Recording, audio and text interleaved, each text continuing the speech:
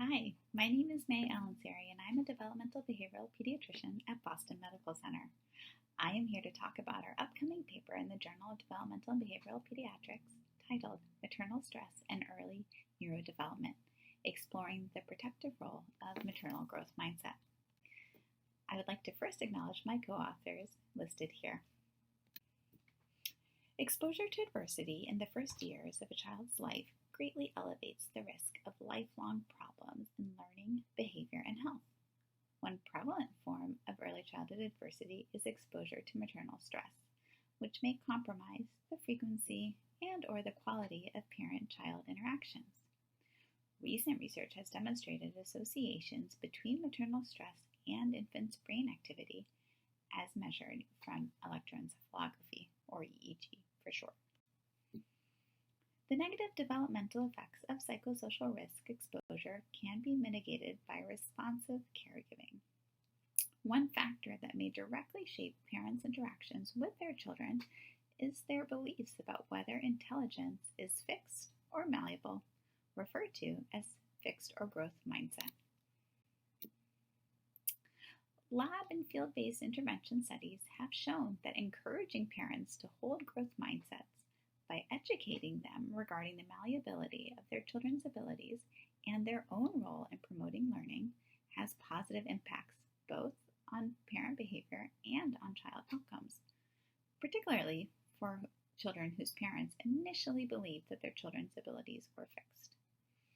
Overall, this evidence suggests that parent mindset is an important avenue of future investigation, given implications for parent-child interactions and related interventions. Our study extends previous work relating maternal stress to child neurodevelopment to explore the protective role of maternal growth mindsets. Specifically, our objective was to test associations between maternal stress, maternal mindset, and infant neurodevelopment at 12 months. We sought to examine the extent to which maternal growth mindsets may serve to attenuate the negative associations between maternal stress and infants' neurodevelopment. The current study leverages data from a longitudinal cohort study following mother-infant dyads to investigate child responses to early adversity. Participants were recruited from a primary care clinic serving predominantly publicly insured children in Boston, Massachusetts. For this exploratory study, mothers were asked to complete a scale measuring maternal mindset at the 12-month visit. The perceived stress scale was administered to measure maternal stress. In addition, infant EEG recordings were obtained. For the EEG recordings, infants wore a non-invasive net system as pictured here and were positioned on their parents' lap in front of a computer monitor while they viewed a video of moving children's toys for up to 5 minutes.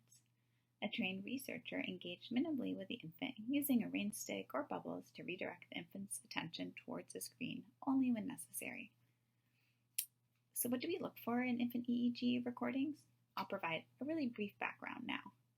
As brain activity becomes more synchronous and organized from infancy into early childhood, the absolute power or amount of activity tends to increase across all frequency bands. At the same time, the relative contribution of power in lower frequency bands, such as delta and theta, tends to decrease, while the relative contribution of power in higher frequency bands, such as beta and gamma, increases.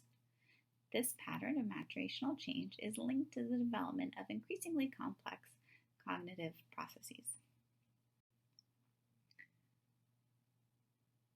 For example, higher absolute spectral power in higher frequency bands, such as beta and gamma, has been associated with better cognitive outcomes in childhood.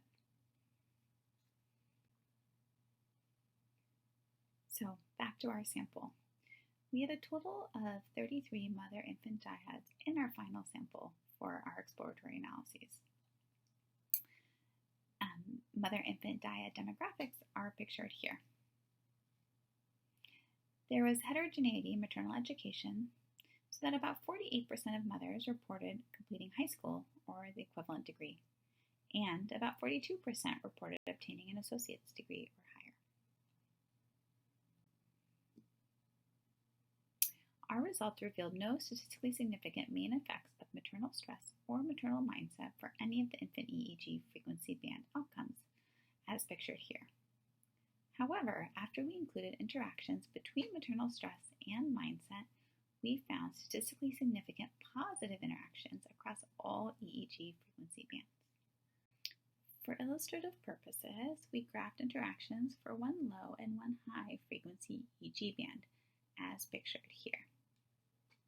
We used simple slope tests to probe the nature of the interaction, as is common in moderation analyses. Our simple slope test revealed that the associations between maternal stress and each of the EEG frequency bands for mothers with more fixed-oriented mindsets, as depicted by the solid black line, were negative and significantly different from 0. However, the associations between maternal stress and infant EEG outcomes for mothers with more growth-oriented mindsets, as depicted by the dashed line, did not differ from 0. These findings overall suggest that mothers with more growth-oriented mindsets may buffer the negative associations between maternal stress and children's EEG outcomes. So, to summarize, prior research has shown that elevated levels of maternal stress, both perceived and physiologic, have been correlated with alterations in neurodevelopment for infants. However, the results of our study suggest that these associations between maternal stress and child neurodevelopment may vary based on other factors. Specifically, we found that infants raised by mothers with growth mindsets may be protected against the neurodevelopmental consequences of higher maternal stress. In particular, for children whose mothers endorsed growth mindsets, there was no difference in EEG outcomes based on mothers' perceived stress levels. Yet, for mothers who endorsed fixed mindsets, infant EEG power was significantly lower when mothers reported high versus low levels of stress. Overall, our results suggest that maternal stress may only be harmful for infant neurodevelopment in the context of maternal beliefs about the lack of control over their children's outcomes. These findings overall provide a promising framework for fostering infant well-being among vulnerable mother